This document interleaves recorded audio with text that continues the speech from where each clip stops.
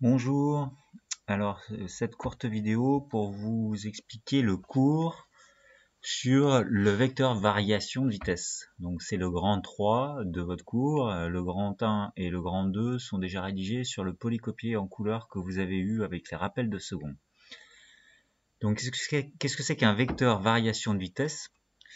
Une modification de mouvement correspond à chaque fois à un changement de vitesse, mais plus exactement un changement de vecteur vitesse. Quand je dis un changement de vitesse, c'est le vecteur qui a changé. On peut changer la valeur, mais on peut changer simplement le vecteur. On verra pourquoi. Attention, la vitesse ne change pas seulement de valeur. Elle peut aussi changer de direction. Donc on peut avoir toujours la même valeur, mais une vitesse qui change de direction. Dans ce cas-là, on a une modification de mouvement quand même. Donc pour traduire cette variation, de valeur, de direction ou de sens, ou même tout à la fois, de la vitesse. Donc quand elle varie, cette vitesse, en direction, en sens, en valeur, ou plusieurs choses mélangées en même temps qui varient, en un point donné MI, qui peut être M1, M2, M3, M4, n'importe quel numéro à la place de I, il faut construire géométriquement le vecteur variation de vitesse, noté delta VI au point I. Alors delta veut dire variation de, et qui dit variation, ça dit une soustraction entre ce qu'il y a à la fin moins ce que j'avais avant, au début. Donc puisque je parle du point I, je vais m'intéresser comme pour la vitesse, je vais m'intéresser à ce qui se passe au point d'après, I plus 1, et ce qui se passe au point d'avant, I moins 1.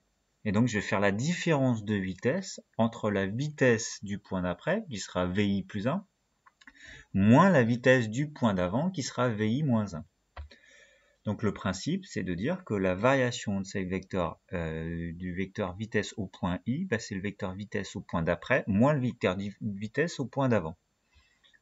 Donc voilà, si j'avais par exemple delta V3, bah, je pourrais dire que c'est égal à V4 moins V2. Je prends les vitesses qui encadrent la vitesse dont je parle. Alors comment est-ce qu'on applique ça? Donc le vecteur vitesse I plus 1, c'est le vecteur de vitesse dans la position d'après, pardon, c'est une erreur là dans le cours, et là ici le vecteur vitesse dans la position d'avant. Donc on fait la vitesse d'après moins la vitesse d'avant. Il faut que je modifie ici, il y a une erreur. Vitesse d'après, c'est bien après ici, moins vitesse en position d'avant. Exemple pour le mouvement rectiligne. Donc admettons que j'ai un mouvement rectiligne avec une succession, là j'ai 3 points. Je vais m'intéresser au vecteur variation de vitesse au point M6. D'abord, il faut que je connaisse la vitesse en position M5 et la vitesse en position M7. Donc admettons que j'ai les positions d'avant, M4, et les positions d'après, M8. Pour pouvoir faire ces calculs, je vais pouvoir trouver, avec la technique d'avant, le vecteur vitesse au point 5 que j'écris V5 en vecteur vitesse, et le vecteur vitesse V7 au point 7. Donc tout ça, je les calcule avec la méthode précédente, hein, M6, M8 divisé par 2 delta t, et là M4, M6 divisé par 2 delta t. Une fois que j'ai ces deux vecteurs vitesse qui encadrent le point 6. Alors pour tracer le vecteur variation de vitesse au point 6, qu'on va appeler delta vecteur vitesse 6, eh bien je vais tracer d'abord V7 moins V5. Donc comment ça va se passer? Je vais retracer V7 depuis le point 6. Après, moins V5, je rappelle que quand on fait moins un vecteur, en fait, on le trace en sens inverse. Donc je trace d'abord V7, alors je vais le décaler un petit peu pour pas que ça me gêne par la suite. Normalement, on fait partir depuis la croix. Ensuite, je trace depuis l'extrémité de V7 moins V5, donc je vais revenir en arrière. C'est-à-dire que le vecteur V5, je vais le tracer dans l'autre sens. Donc moins V5. Mon point de départ, c'est le petit rond vert ici. Mon point d'arrivée, c'est la flèche. Donc mon vecteur variation de vitesse delta V6, eh bien, il est ici. Il part du point de départ du point 6 et du point d'arrivée une fois que j'ai construit V7 moins V5. Donc voilà, je sais que la variation de vitesse, elle est en sens inverse du mouvement. Ça aura son importance plus tard. Maintenant, pour un mouvement curviligne, pareil, je connais V5, je l'ai calculé avant, je connais V7, je l'ai calculé avant. Pour avoir la variation du vecteur vitesse au point 6, bah, je trace depuis le point 6 d'abord V7,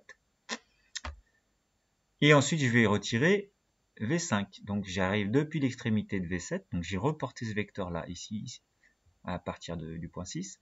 Maintenant, depuis l'extrémité de V7 que j'ai tracé moins V5. Donc je vais reprendre ce vecteur, mais je vais le tracer depuis cette flèche-là et en sens inverse. Voilà, moins V5. Donc j'ai tout fait en pointillé pour dire que c'était un report de ces vecteurs que j'avais au départ. Mon point de départ à ma construction, il est là. Mon point d'arrivée, il est là. Donc delta V6, il fait ça. Donc la variation du vecteur vitesse sur ce trajet qui curviligne, ça donne un vecteur, variation de vitesse, qui est vers le centre de la courbure ici.